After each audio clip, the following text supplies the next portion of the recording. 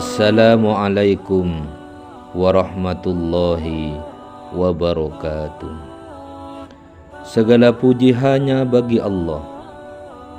Kita memuji, memohon pertolongan dan ampunan hanya kepadanya. Kita berlindung dari kejahatan dan keburukan makhluk-makhluknya. Sholawat dan salam senantiasa terlantun untuk manusia paling mulia, Rasulullah Muhammad sallallahu alaihi wasallam, seraya berharap selalu akan syafaatnya. Sahabat Nurul Ulum yang semoga senantiasa diridhoi oleh Allah Subhanahu wa taala. Kami doakan semoga para sahabat semua senantiasa berada dalam lindungan Allah Subhanahu wa taala, terawat dan terjaga iman dan Islamnya, serta kelak menghadap Allah Subhanahu wa taala dalam keadaan husnul khatimah. Kami juga berdoa semoga para sahabat Nurul Ulum senantiasa diberikan keberkahan dan keberlimpahan rezeki. Amin, amin, ya mujibas sailin. Sahabat Nurul Ulum yang dimuliakan Allah Subhanahu wa ta'ala, dalam kesempatan kali ini kami akan membagikan sebuah kisah Gus Dur menemukan makam seorang wali di Gunung Lawu. Kisah-kisah Gus Dur mungkin selalu dinanti-nantikan dan ingin diketahui banyak orang, terkhusus umat Islam yang merupakan kaum Nahdiyin. Banyak sekali kisah inspiratif tentang Gus Dur yang perlu untuk diteladani oleh seluruh muslim di Indonesia. Salah satu yang menarik adalah terkait kisahnya yang berziarah ke Gunung Lawu. Kisah ini menjadi menarik karena Gunung Lawu termasuk gunung yang dipercaya oleh masyarakat memiliki misteri yang belum terpecahkan.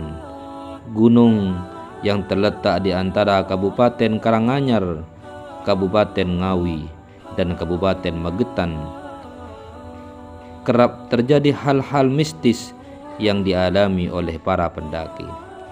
Bahkan beberapa patilasan banyak terdapat di sana. Salah satunya patilasan dari Kerajaan Brawijaya. Dikisahkan pada satu hari Gus Dur mengajak asisten pribadinya untuk ziarah ke Gunung Lawu. Mendengar nama gunung tersebut, Kiai Sastro bahkan terheran-heran. Ia pun merespon dengan pertanyaan yang cukup serius kepada Gus Dur.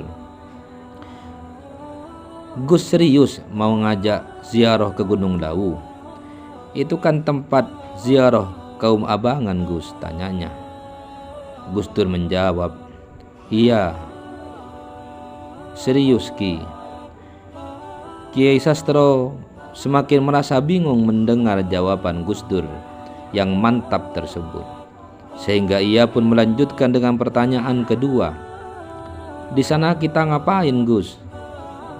Gus Dur kembali dengan gaya santainya menjawab, ya tahlil. Mau ngapain lagi kalau bukan tahlil, tuturnya. Tapi Gus, itu kan di sana pentolannya kaum abangan, tanya Ki Sastro kembali. Gus Dur pun menjawab kembali dengan tersenyum, yang ngerti Islam atau bukan Islam itu hanya Gusti Allah. Dengan perasaan yang masih heran, Kiai Sastro tetap menuruti kemauan Gus Dur. Maka berangkatlah mereka ke Gunung Lawu. Sesampainya di sana, tahlil pun digelar dengan doa yang ditutup dengan kalimat doa. Untuk ahli kubur yang dimakamkan di sini, kalau engkau meridhoi. Tidak selesai di sana. Setelah ziarah kubur tersebut usai, Gus Dur rupanya diminta oleh juru kunci makam untuk mengambil suatu benda di dalam sebuah gedung yang ada di pemakaman tersebut. Benda yang diambil tersebut nantinya akan dijadikan pegangan untuk kehidupan untuk orang yang mengambilnya. Gedungnya itu pun tidak memakai lampu sehingga gelap kondisinya, dan memiliki pusaka yang akan diambil akhirnya sangat spekulatif. Gus Dur pun mengikuti apa yang diperintahkan sang guru kunci. Ia masuk dan mengambil satu pusaka, dan ternyata yang terambil oleh Gus Dur adalah sebuah buku.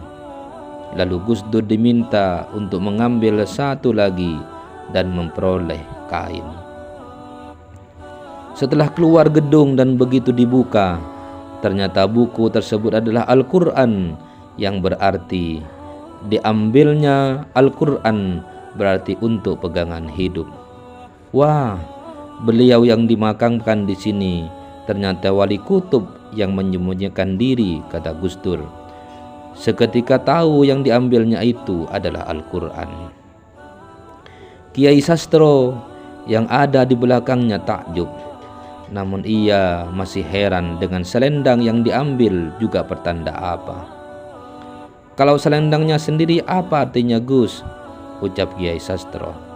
Gus Dur menjawab, gak tahu, mungkin untuk merawat bangsa, katanya. Sahabat Nurul Ulum yang berbahagia, kita berharap dari kisah tersebut di atas kita bisa mengambil hikmah dari kisah ini. Setidaknya kita mengetahui tentang sebagian kecil sejarah perjalanan hidup Gus Dur sebagai salah satu Presiden Republik Indonesia. Sekian sekelumit kisah yang bisa kami bawakan untuk semua sahabat Nurul Ulum. Kurang lebihnya hanya Allah yang lebih tahu tentang semua kisah-kisah para walinya. Wallahul muwaffiq ila aqwamit thoriq. Tsumma assalamu alaikum warahmatullahi wabarakatuh.